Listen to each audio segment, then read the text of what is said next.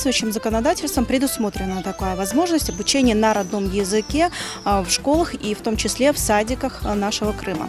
На родном языке, будь то украинский, крымско-татарский, либо же иной другой язык. Для этого необходимо следующие шаги. Первое – это, конечно же, заявление.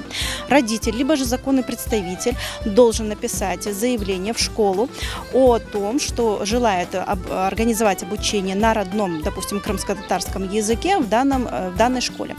Для этого он пишет заявление в 2 экземплярах. Один сдает непосредственно в канцелярию школы, либо же уполномоченному лицу принимать корреспонденцию. На 2-м экземпляре необходимо проставить номер входящей документации данной школы и обязательно сохранить его у себя.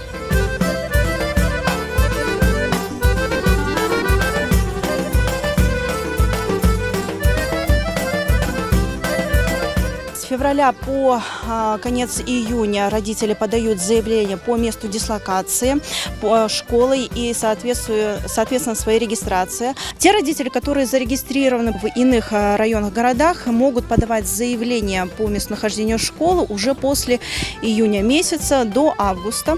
И, конечно же, это окончательный срок до 10 сентября.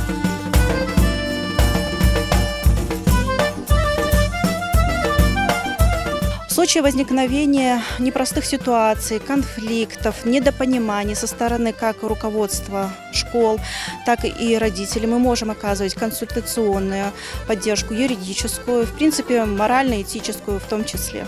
Обращайтесь к нам, Крымское юридическое бюро.